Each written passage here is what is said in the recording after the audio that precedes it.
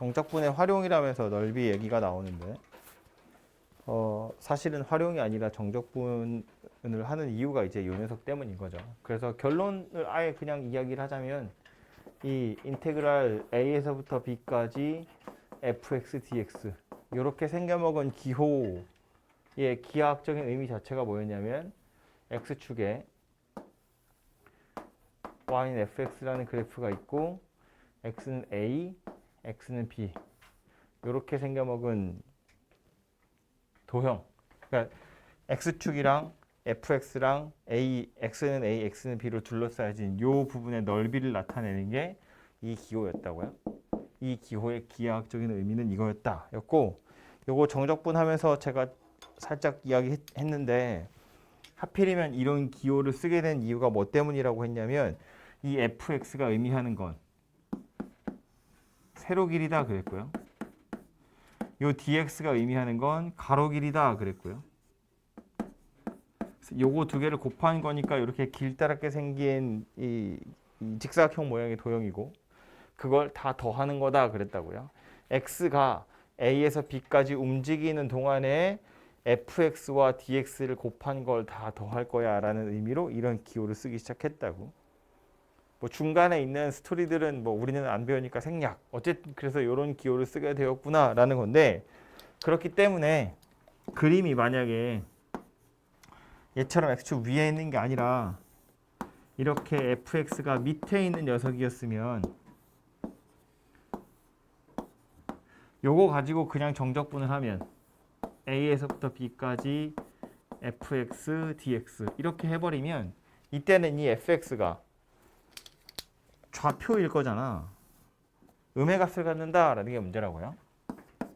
dx는 항상 왼쪽에서 오른쪽으로 갈 땐 양의 값을 갖기 때문에 결국 세로 길이랑 가로 길이였으면 좋겠는데 얘가 길이가 아니라 좌표이기 때문에 이렇게 곱해버리면 음수가 된다고요.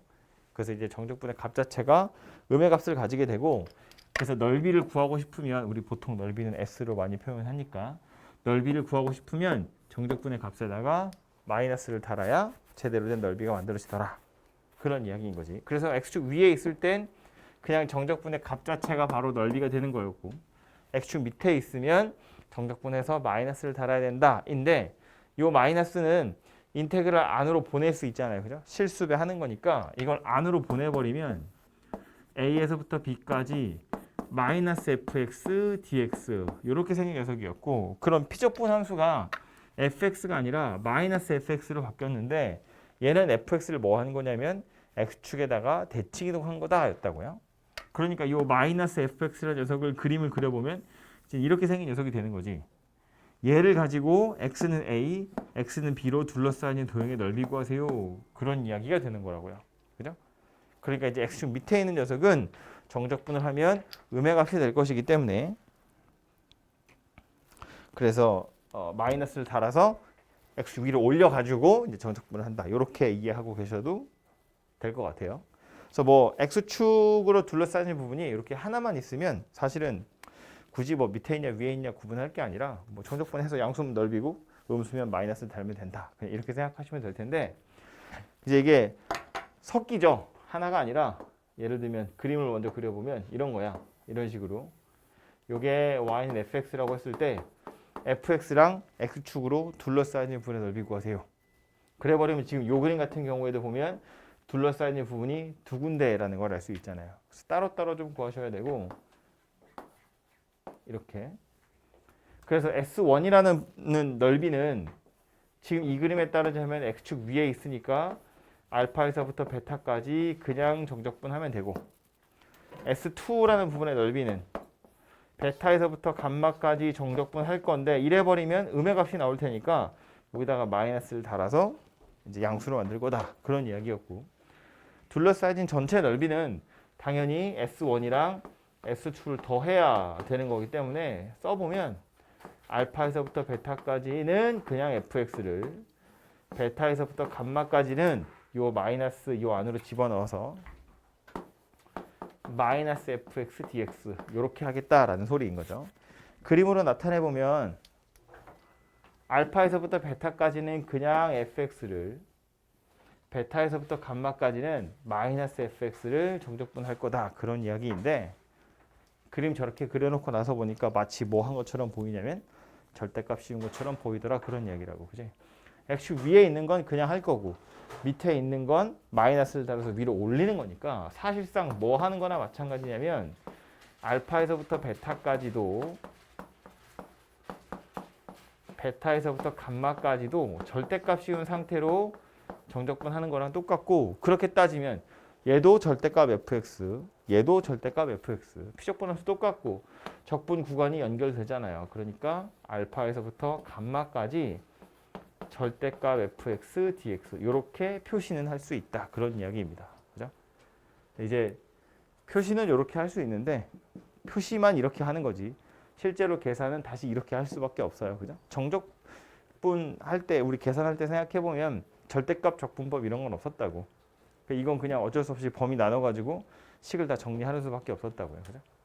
그래서 어쨌든 쓰자면 이렇게 쓸 수 있는데 계산은 따로따로 할 수밖에 없다. 그런 이야기고 이 따로따로라는 건 결국 절대값의 부호가 달라지는 순간이니까 피적분 함수가 0이 되는 순간들을 다 찾으셔야 돼요.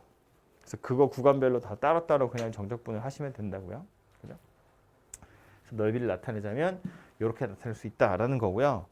혹시나 싶어서 하는 얘기인데 당연한 소리지만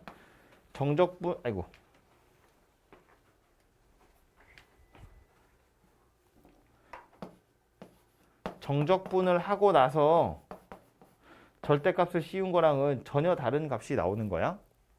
그죠? 이거랑은 전혀 다른 값이 나와요. 어디다 쓰지? 참고로 그냥 알파에서부터 감마까지 한 방에 다 적분해 버리면 이 부분은 양수니까 그냥 S1으로 나올 텐데 이 부분은 음수니까 이렇게 생긴 녀석이 되거든요. 마이너스 S2. 그러니까 알파에서 감마까지 그냥 정적분을 하면 위에 건 양수로 나오고 밑에 건 음수로 나올 거니까 이렇게 생긴 값이 만들어질 거라는 거야. 그러니까 둘러싸여진 영역이랑 전혀 상관없는 이상한 값이 나온다고요. 그죠?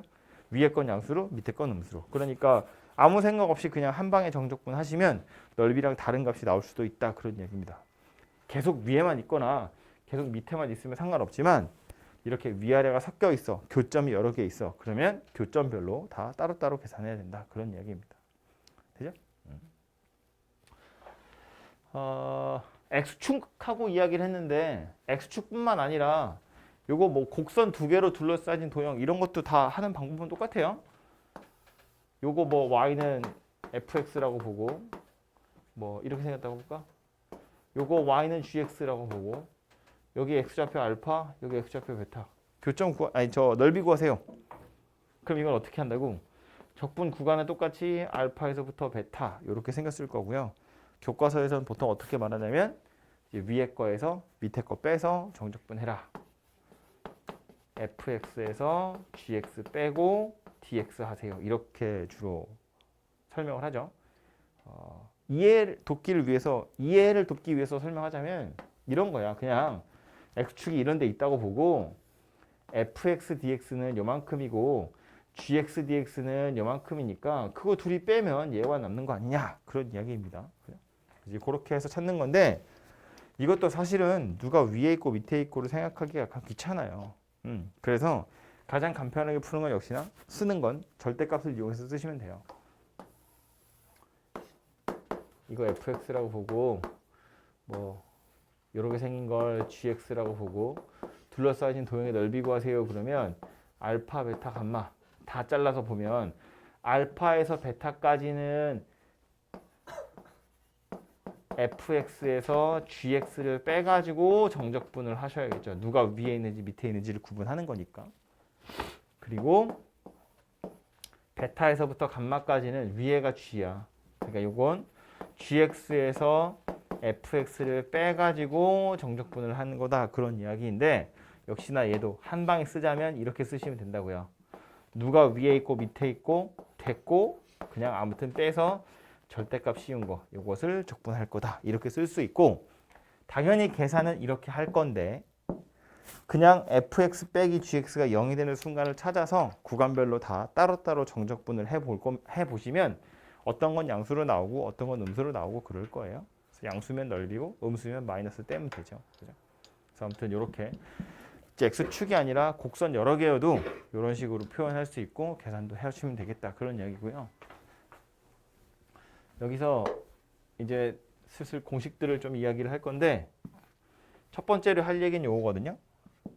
요거 여기서 이제 만약에 이렇게 해서 뭐 꼭 3차가 아니어도 되지만 여기 위에가 S1이고 여기가 S2, 여기 알파, 베타, 감마 이렇게 생겼다고 봐요. 그러면 아까도 말한 것처럼 이걸 그냥 알파에서부터 감마까지 피적분 함수 fx를 한 번에 적분해버리면 넓이랑 상관없는 전혀 이상한 값이 나온다고 했어요. S1은 양수로, S2는 음수로 이렇게 나오게 되는데 그러니까 실제로 쟤는 우리가 하고자 하는 바랑 전혀 상관없는 이상한 거 나올 텐데 저기서도 자주 나오는 녀석이 있기 때문에 기억하자면 뭐가 자주 나오냐면 만약에 S1이랑 S2의 넓이가 같더라라는 거야. 위에 부분, 밑에 부분 둘이 넓이가 같아. 그렇다면 그림을 또 그리고 있어. S1이랑 S2랑 넓이가 똑같대. 그렇다면 이거 무슨 얘기다? 알파에서부터 감마까지 한 번에 정적분하면 0이 될 거다라는 거야. X축 위에랑 밑에랑 넓이가 똑같으면 한꺼번에 적분해서 0이 될 거다라는 거고 요 녀석에 해당하는 자주 나오는 거 두 개는 기억을 하셔야 돼요. 여러분 바이블에는 그려져 있을 거예요. 제가 그리라고 했으니까. 첫 번째로 기억하셔야 될 건 뭐였냐면 요거 3차 곡선이에요.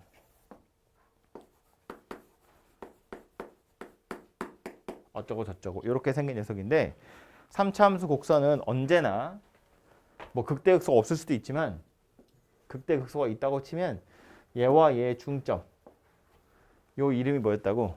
변곡점이었다고요? 이 변곡점에 대해서 점대칭 그랬다고요? 변곡점 교과서에 없어요. 미적분에 나오는 녀석인데 이름 정도만 알고 있자고요. 아무튼 요 점을 기준으로 180도 돌리면 딱 겹치는 녀석이거든요. 그럼 요 변곡점을 지나가는 임의의 직선을 하나 그어봐. 아무거나 상관없어요. 이렇게 직선을 하나 그어보면 이 직선 나름대로도 요 점에 대해서 대칭인 녀석이 되겠죠. 직선이니까.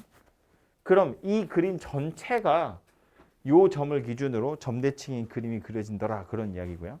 그 말은 요 부분의 넓이랑 요 부분의 넓이가 똑같다는 이야기가 되겠죠. 합동이니까 실제로 180도 돌리면 겹친다는 이야기니까. 그러면 이렇게 보자고. 요점 x좌표 알파, 요점 x좌표 베타, 요점 x좌표로 감마라고 했을 때 알파에서부터 베타까지는 원래는 곡선에서 직선 빼서 정적분하는 거고 이 부분은 밑에 거랑 위에 거가 서로 역할이 바뀌었잖아요. 교차됐으니까. 그지? 그러니까 이런 이야기를 하는 거지. 얘를 fx라고 보고요. 요 직선을 gx라고 생각을 해보면 알파에서부터 감마까지 fx 빼기 gx 계산해보면 얘 얼마 될 거다? 0이 될 거다라는 걸 알 수 있다고요. 그지? 그러면 이제 여기서 이제 우리가 기억해야 되는 건 뭐냐면 이 그림 전체적으로 요점에 대해서 대칭이기 때문에 알파하고 베타 사이의 간격이나 베타에서 감마 사이의 간격이나 당연히 똑같겠죠. 그죠? 그림 자체가 180도 돌리면 겹치는 거기 때문에 딱 되거든요. 그 말은 F랑 G의 교점을 찾자는 이야기고요. F하고 fx랑 gx의 교점을 찾으면 이렇게 세 개가 나올 텐데 이 세 개가 무슨 사이다?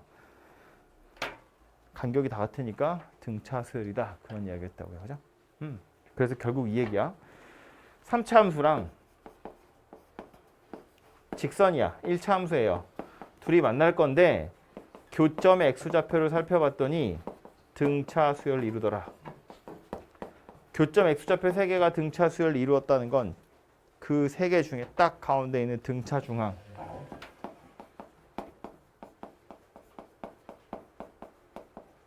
얘가 변곡점이더라. 변곡점 x좌표다. 그런 이야기고 당연히 얘랑 얘랑 둘이 넓이 똑같더라. 그런 이야기입니다. 그죠?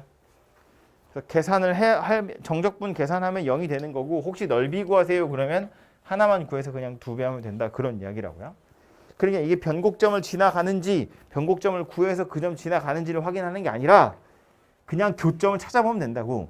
어차피 둘러싸여진 도형의 넓이 구하시오 라고 하면 적분 구간을 구해야 되기 때문에 인수분해 할 수 있는 녀석으로 나와요. 교점을 구할 수 있다고.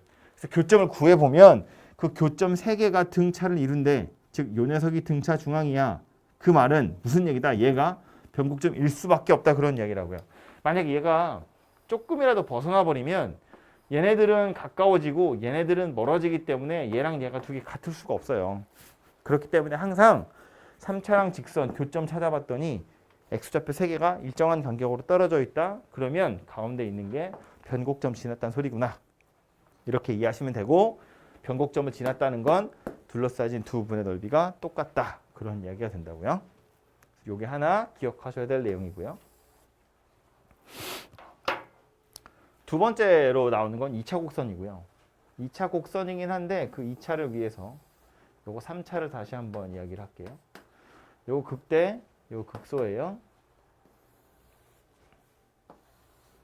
여기도 알파, 여기 베타 이렇게 생겼다고 볼까요? 그러면 요걸로 F'을 그려보면 그래프 이제 이런 모양새가 되겠죠?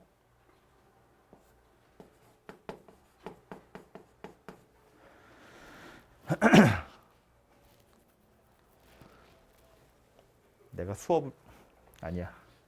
하지마. 참아. 알파, 베타 이렇게 생겼어요. 우리 이거 3차 곡선할 때 많이 하던 건데 여기 극대, 여기 극소 다시 극대 값이랑 같아지는 순간이 있죠. 요점 X좌표 뭐죠? 아 이거 몇 대 몇이라고? 2대 1 그랬다고요? 아니 이렇게 해볼까? 여기를 감마라고 생각을 해봅시다. 극대, 극소 다시 같아지는 간격 X좌표의 간격이 2대 1 그랬거든요. 그럼 1위로 내려와서 이제 뭐 하려고 하는 거냐면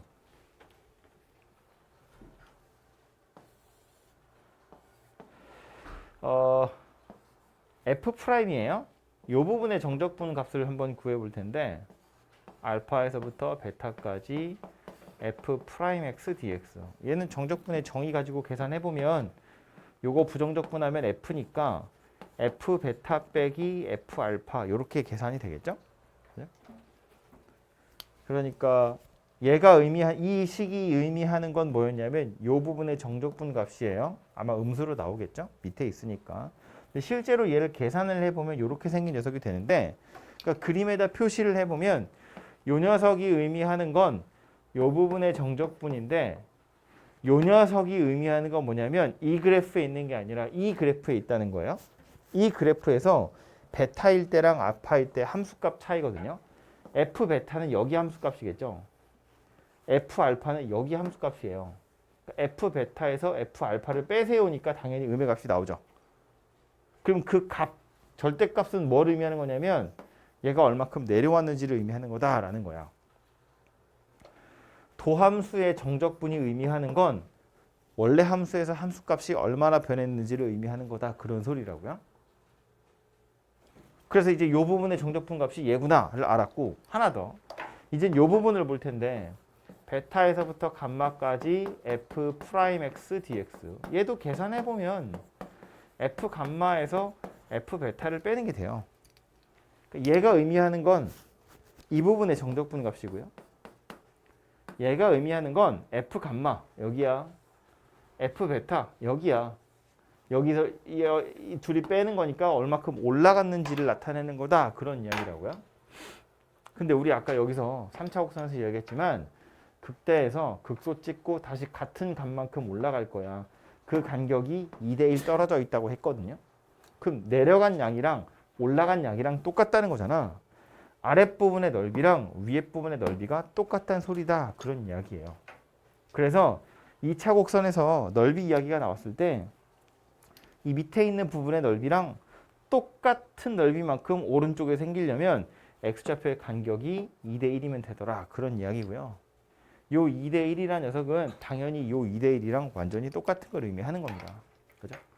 그러니까 얘도 요건 당연히 지금 머릿속에 있을 거고 많이 했으니까 요거랑 세트로 연결 지어서 요 정도 관계만 알고 있으면 연결할 수 있는 거니까 연결해서 얘도 기억을 해 두시는 게 좋아요. 하고자 하는 건 이거였다고요. 아랫부분, 위에부분 넓이가 같은 거. 원래 푸는 방법은 한꺼번에 정적분하면 0이에요로 푸는 건데 이거랑 이거는 너무 많이 나오기 때문에 이 정도는 기억을 하시는 게 좋겠다라는 겁니다. 이 그림이나 이 그림이 아니면 그때는 어쩔 수 없어요. 다시 원래대로 가서 통째로 정적분한 게 0이구나 가지고 그냥 푸시면 돼요. 오케이? 그래서 요 두 그림 정도는 기억하시고 지금 각자 바이블 꺼내서 자기 바이블에 요 그림 그려져 있는지 빨리 눈으로 확인하세요. 여러분 바이블에 보시면 제목 써 있는 페이지에 있을 거예요. 확인됐으면 다음 이야기를 하러 갑시다. 거기 보시면 여러분 책에 공식 엄청 여러 개 써 있어요. 그 공식 다 외우셔야 되는 거예요. 그 공식 중엔 제가 반쯤 협박으로 이야기했지만 못 외우면 대학을 못 가요. 공식만 빨리 정리하겠습니다. 처음에 나오는 건 2차 곡선이에요. 2차 곡선 넓이 얘기 나오면 정적분 하시면 안 돼요. 대학 못 가요. 진짜야.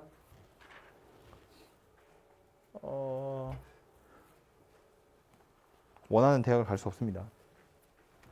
2차 함수 곡선 나왔고요. X축 아니어도 돼요. 물론 X축이어도 되고요. 직선이 있고요. 둘러싸인 도형의 넓이 구하세요 라는 문제예요. 그럼 이 부분의 넓이를 구할 땐 교점 X좌표가 당연히 필요하겠죠. 그냥 정적분으로 나타난다고 해도 적분 구간을 알아야 되잖아. 그러니까 교점 X좌표는 당연히 구하셔야 돼요.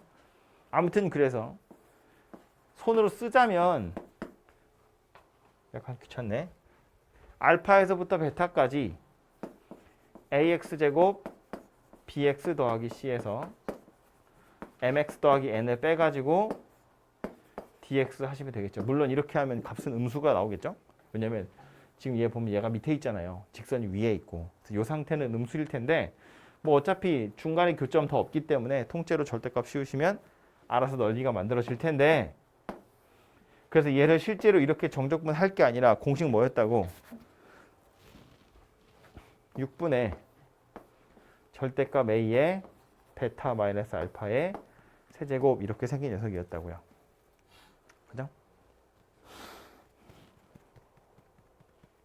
6분의 절대값 a의 베타 마이너스 알파 세제곱이에요. 그러니까 실제로 넓이를 구하기 위해서 필요한 건 뭐냐면 최고창의 개수, 당연히 2차의 최고차겠죠? 요 최고창의 개수하고 교점 X좌표만 아시면 돼요. 이거 B, C나 M, N이 뭔지는 전혀 중요하지 않다는 거야. 어차피 사라질 거다 그런 이야기고, 사실은 사라진다기보다 얘랑 둘이 갖다가 놓고 방정식을 만들면 그 방정식의 해가 알파랑 베타거든요. 그래서 이제 이 녀석이 어차피 B, C나 M, N을 다 내포하고 있는 거니까 우리는 그냥 최고창의 개수랑 교점 X좌표만 잘 알면 넓이는 그냥 바로 구할 수 있다 그런 이야기예요. 이걸 방정식을 풀어서 해를 찾고 해를 찾아서 정적분을 하고 앉아 있으면 당연히 대학을 못 간다고요. 기억하시고, 2차 하나 더. 자주 나오진 않지만 2차 곡선 두 개로 둘러싸인 것도 가끔 나오긴 하거든요. 이런 식으로. 그래서 뭐 여기를 알파, 여기를 베타, ax 제곱 더하기 어쩌고 저쩌고, 얘는 a 프라임 x 제곱 더하기 어쩌고 저쩌고 이렇게 생겼다고 했을 때 이 부분의 넓이도 쓰자면 알파에서 베타까지로 적분해야겠지만 공식으로 그냥 바로 외워버리면 6분의 a 빼기 a 프라임의 베타 마이너스 알파의 세제곱이에요. 쟤랑 똑같고 최고차항 개수만 좀 다르죠. 근데 이제 이 피적분함수를 살펴보면 이거 피적분함수의 최고차항이 a인데 얘는 이거 정적분으로 나타내보면 뭐 여기서 이거를 빼든 여기서 이거를 빼든 할 거기 때문에 x제곱 앞에 a 빼기 a 프라임 이렇게 붙어 있을 거라고 최고차항이. 그래서 그것만 좀 달라졌다라고 기억하시면 되겠죠.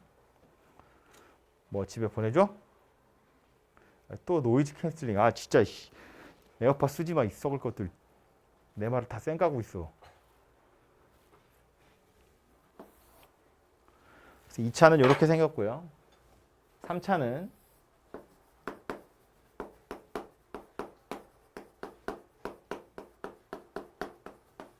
이렇게 생겼어요. 얘도 꼭 X축 아니어도 돼. 그런데 접해야 돼. 만약에 3차에 이렇게 가로질러 가는 이런 형태의 넓이를 구하세요 이래버리면 얘도 사실은 정리되어 있는 공식이 있긴 있는데 너무 복잡하거든요. 되게 길어요. 그래서 이거는 공식이 있다고 말하기 민망할 정도로 길기 때문에 이거는 어쩔 수 없어. 그냥 구하는 거예요. 이건 그냥 구하는 거야. 정적분 해서 여기서 여기까지, 여기서 여기까지. 이거 말고 이렇게 접하는 경우에 이 부분의 넓이였고요. 요점 x좌표 알파, 요점 x좌표 베타라고 해보면 이 부분의 넓이는 12분의 절대값 a의 베타 마이너스 알파의 4제곱 이렇게 생긴 녀석이었어요. 유도하는 과정은 생략. 그런 건 어차피 안 나오니까 결과만 잘 외우고 계시면 되고요. 이거는 책에는 보면 무슨 접선으로 둘러싸인 영역이야 라면서 고 유형에 껴있는데 이거 이제 우리 중간고사 시험범위에 있었던 접선하고도 당연히 관련이 있어요. 왜냐면 3차의 경우에 교점이 2개가 되려면 둘 중에 하나는 필히 접점이어야 되거든요. 그러니까 여기서 접선 그었을 때 다시 만나는 점이 알파인 거고 우리가 넓이를 구하기 위해서 찾아야 되는 숫자들은 최고차항의 개수랑 접점의 x좌표, 다시 만나는 점의 x좌표 이렇게 3가지거든요. 근데 최고차항 개수야 문제 그냥 바로 있으니까 찾으시면 되고 접점이랑 교점 x좌표는 둘 다 주어지진 않을 거거든. 둘 중에 하나만 주어지든지 할 거니까 그 주어진 거 가지고 나머지 하나를 빨리 찾자 그런 이야기였다고요. 예를 들어서 뭐 y는 x 세제곱 마이너스 2x제곱 더하기 5x 더하기 1이야. 이 곡선 위에 1,f1 이거 fx라고 할까요? 1,f1에서 접선 그을 거고요. 곡선이랑 접선으로 둘러싸진 영역의 넓이 구하세요. 그런 이야기거든.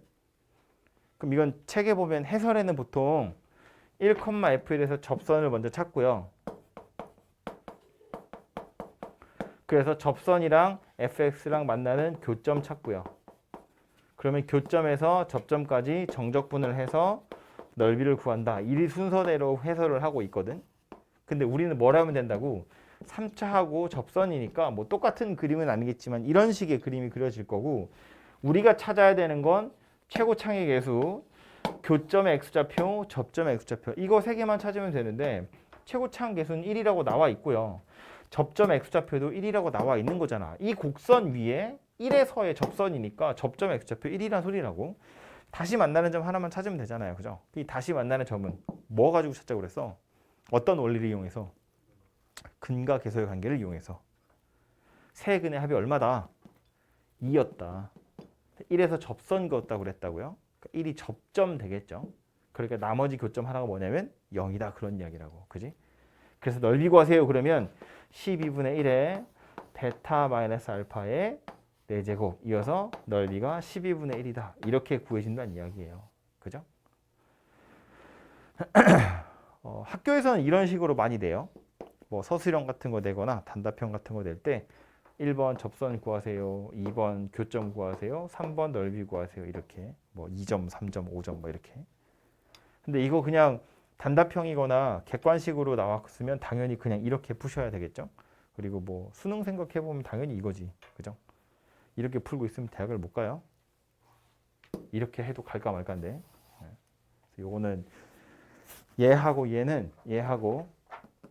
얘는 너무너무 많이 나온 녀석이기 때문에 기억하셔야 되고요.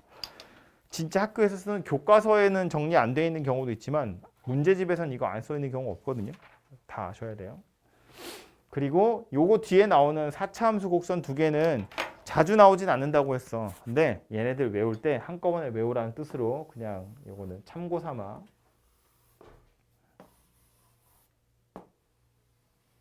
얘도 교점은 2개씩만 있어야 되는데 요거 같은 경우엔 여기가 3중근이고 여기서 다시 한번 만나는 거예요. 얘는 여기도 중근이고 여기도 중근이에요. 그러니까 오해하지 말아야 될 거 교점이 2개니까 그럼 이렇게 생기면 되냐? 이거 아니야. 이건 지금 접점이 없잖아요. 이거는 진짜로 넓이 구하려면 그냥 정적분 해야 돼요. 혹은 뭐 이렇게 생겼어. 방법 없어. 정적분 실제로 하는 거고요. 이렇게 접점이 있어요. 그래도 이거 2개잖아. 어쩔 수 없어. 이건 정적분 하는 겁니다. 그냥. 이런 경우가 아니라 교점이 2개인데 허근이 없어야 돼요. 다 실근이어야 돼. 그러니까 3중근에 실근 하나든지 접점, 그러니까 중근 이렇게 생긴 경우에만 쓰는 거였고요. 요 부분의 넓이는 20분의 절대값 A의 베타 마이너스 알파의 5제곱. 요 부분의 넓이는 30분의 절대값 A의 베타 마이너스 알파의 5제곱. 이렇게 생긴 녀석이었어요. 표시를 하자면 얘랑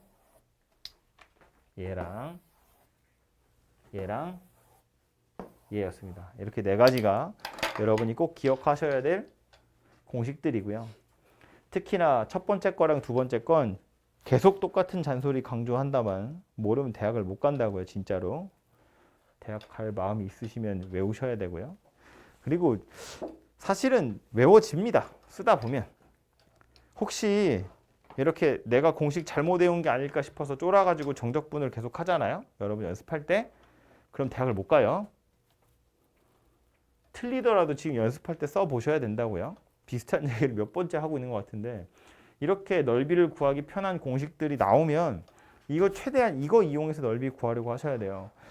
그 여러분 이제 다 하고 나면 표준화 시험지 같은 거 풀겠죠. 뭐 10개, 12개, 16개 이렇게 시험지 풀 텐데 제가 그거 해설을 몇 번 해드릴 거거든요.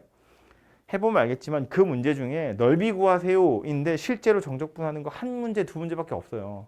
다 공식 가지고 푸는 거야. 정적분 해봐서 알지만 숫자가 더럽다고요. 그렇다고 뭐 니네 숫자 예쁘게 해주려고 뭐 이거 앞에 뭐 3차함수 곡선인데 앞에 개수가 4 뭐 이런 걸로 나오겠어? 4x 세제곱 이런 거 적분하라고 하겠냐고. 아니, 당연히 그럴 리가 없지. 더러운 거 나와요. 답이 이런 걸로 나올 거라고. 정적분 하고 있으면 이제 속이 터지는 거지 그냥. 예. 어떻게 해서는 공식에다 끼워 넣으려고 하셔야 되고요. 그렇게 잔머리를 좀 굴려 보셔야 돼요. 그래서 똑같이 바이블에 동그라미 표시되어 있는 4개 제대로 써있는지 확인하시고 눈으로 빨리 다시 한번 찍어보세요. 바이블에 써 있는지 확인하십시오. 그리고 이거 외우는 방법도 이야기했죠. 이 두 개 자주 안 나오지만 세트로 외우라고 한 이유는 다 비슷하게 생겨서 그런 거였다고. 그지? 절대값 A가 다 똑같고 베타 마이너스 알파도 다 똑같아. 그러니까 최고차항 계수랑 교점, 접점, X좌표만 알면 끝나는 거였다고요. 그리고 지수를 살펴보면 이거 3제곱, 4제곱, 5제곱씩인데 정적분 하는 거니까 원래 함수보다 차수 하나씩 커지는 거야. 그죠? 적분해서 넓이 구하는 거니까 2차 넓이면 3제곱이고 3차 넓이면 4제곱이고 4차 곡선의 넓이니까 5제곱이다. 이렇게 기억하시면 되고 분모에 있는 6, 12, 20, 30 요 정도는 그냥 다짜고짜 외우셔야 되는데 이것도 2 곱하기 3, 3 곱하기 4, 4 곱하기 5, 5 곱하기 6 요 순서대로 외우라 그랬다고요. 그래서 요거 세트를 통째로 좀 기억하시면 좋겠고요. 요 2차 관련해서 우리 접선할 때도 이야기했고 평균값 정리할 때도 이야기했던 건데 한 번만 더 그것도 여러분 책에 어디에 써 있을 것 같은데 더 이야기를 하자면 뭐 여기 알파 뭐 이쪽을 베타 그래서 이렇게 생긴 거야. 이런 거 평균 변화를 그렸다고요. 평균값 정리가 뭐였냐면 평균 변화율과 동일한 접선의 기울기를 갖는 점이 적어도 하나 존재해요 였거든요. 근데 요거 2차 곡선이면 요 점 X좌표 뭐였다고? 알파와 베타의 딱 가운데였다 그랬다고요. 2차는 항상 그랬었고 하나 더 접선할 때 나오던 건데 여기에서 접선 그을 거야. 여기서도 접선 그을 거야. 그럼 만나는 점이 있겠죠? 이 만나는 점도 알파와 베타의 딱 가운데에서 만난다 그랬다고요. 그리고 접선 둘이 만나는 점, 평균값 정리를 만족하는 점, 평균 변화를 만족하는 점의 딱 중점. 요 셋은 일직선상에서 있겠죠. 이렇게. 그때 Y좌표 살펴보면 둘이 똑같다. 그런 이야기도 했다고요. 그냥 외워. 받아들이세요. 왜 그런지 묻지 마. 이렇게 생겼고요. 요거 가지고 이제 정적분이니까 넓이 물어보는 거 나올 텐데 요렇게 혓바닥. 요 부분의 넓이는 우리 방금 이야기한 거야. 그죠? 어쨌든 포물선이랑 직선으로 둘러싸인 부분의 넓이니까 요 부분의 넓이는 6분의 절대값 A의 베타 마이너스 알파의 세제곱 그랬다고요. 그거랑 관련해 요 그림이랑 관련해서 1학년 때부터 많이 봤던 그림은 뭐였냐면 뭐 여기를 A, 여기를 B라고 했을 때 요 곡선 위에 점 P에 대해서 삼각형 ABP 넓이의 최대값을 구하세요. 이런 거 나오는 건데 선분 AB는 딱 박혀 있기 때문에 넓이가 최대가 되려면 높이가 높아야 되고요. AB하고 높이 따졌을 때 제일 높은 건 당연히 어디 있어? 여기 있다고요. 평균값 정리 만족하는 점. 여기에 점 P가 있을 때 삼각형 높이가 제일 높을 거기 때문에 넓이는 제일 클 거고 그래서 만들어진 이렇게 생긴 삼각형. 요 삼각형의 넓이는 8분의 절대값 A의 베타 마이너스 알파의 세제곱 그랬다고요. 왜 그런지 묻지 마세요. 그러려니 하시면 돼요. 그래서 요 안에 들어있는 삼각형 이거 잘 안 물어봐요 요즘엔. 왜냐면 1학년 때 많이 물어보는 거니까. 그래서 어쨌든 요 삼각형의 넓이는 8분의 2고요. 이거 가지고 이제 우리가 많이 보는 건 뭐냐면 이 큰 삼각형 접선 두 개랑 A, B 해서 이렇게 삼각형 만들었을 때 이 삼각형의 넓이 구하세요. 요 정도는 많이 물어볼 만하죠. 이 삼각형의 넓이는 그래서 얼마가 될 거다? 얘는 4분의 가 될 거다. 4분의 가 되는 이유는 요 위에 있는 삼각형이랑 높이가 딱 2배 차이 나는 거니까. 그죠? 밑변 AB는 똑같고 높이만 2배가 된 거니까 요거 2배 해서 4분의 이렇게 생긴 녀석이 되고 뭐 어디 시험지에 보시면 이런 거 나오는데 요런 부분 어떻게 해야 되냐? 요 부분 빗금친 부분 있죠? 이 혓바닥 양쪽 부분 요 두 부분의 넓이 최소값 구하세요. 이런 것도 나와요. 점 P가 움직인다고 쳤을 때 요 빗금친 부분의 넓이 최소값 구하세요. 이런 거 나오면 어떻게 하면 돼? 여기서 요거 빼가지고 그냥 구하시면 되죠. 얘가 제일 큰 거니까 얘는 가만히 있고 얘가 제일 큰 거니까 요거 둘이 빼시면 요 빨간색으로 빗금친 부분의 넓이도 만들어질 거다. 그런 이야기라고. 그죠? 그래서 2차 함수 곡선이랑 넓이 얘기가 나오면 그냥 요 그림 가지고 거의 대부분 해결할 수 있으니까 기억하시면 되고 그때도 말했지만 실제로 여러분이 기억하셔야 되는 건 이거예요. 이거하고 요거 두 개만 기억하시면 돼요.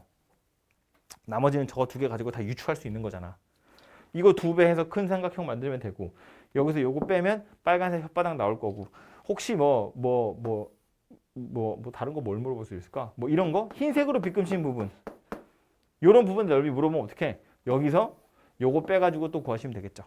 그죠? 아무튼 뭐 그런 식으로 충분히 응용할 수 있으니까 그 주황색으로 써놓은 거랑 연두색으로 써놓은 거 6분의 하고 8분의 저거 두 개만 좀 기억하시면 좋겠고요. 뭐라고요? 뭔 소리야? 어느 게 더 많이 나오냐? 아 문제로? 모른다 이놈아. 그건 내는 사람 마음이지. 이상한 소리 하고 있어. 뭐 많이 나오면 그거만 외우게?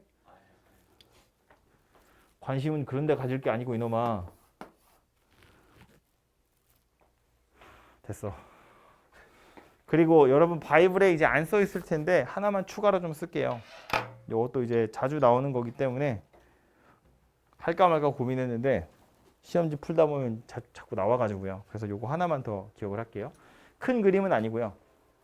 그리고 나서 시간 드릴 테니까 그때 쓰세요. 지금 들으시고요. 이 넓이 막 그림 그려져 있는 거에 세트로 같이 그냥 기억하시면 돼요. X축, Y축 이렇게 있고요. 여기에 Y는 AX의 N제곱 이렇게 생긴 곡선이에요. 그냥 딸랑 하나예요. 뒤에 없어. 꼭지점이 0,0인 녀석이라고 생각하시면 되죠. 그래서 이렇게 생긴 녀석이고요. 그때 요 점의 X좌표를 뭐 T라고 생각하면 요 점의 Y좌표는 A, T의 N제곱 이렇게 생긴 녀석이 되겠죠. 곡선이 이거니까. 그래서 이제 이 부분의 넓이를 구하고 싶은 건데 이 부분의 넓이는 0에서부터 t까지 ax의 n제곱 dx 이렇게 생긴 녀석이 되겠죠. 그래서 계산을 해보면 n 더하기 1분의 a의 x의 n 더하기 1제곱 여기에다가 0에서 t까지 이렇게 생겼으니까 그냥 t 집어넣으면 끝나죠. 아래 끝이 0이니까. n 더하기 1분의 a의 t의 n 더하기 1제곱인데 요거를 약간 바꿔서 이렇게 써볼게요. n 더하기 1분의 1이랑 t랑 at의 n제곱 이렇게 바꿨을 거예요. n 더하기 1분의 1에 t 하나 뜯어내고 그럼 n개 남았죠? at의 n제곱 이렇게 쓸 거라고요. 이렇게 써놓고 나서 보면 요 t 곱하기 at의 n제곱 그림에서 보면 얘가 의미하는 게 뭐냐면 t 곱하기 at의 n제곱이야. 결국 뭐예요? 이렇게 생긴 직사각형의 넓이에요.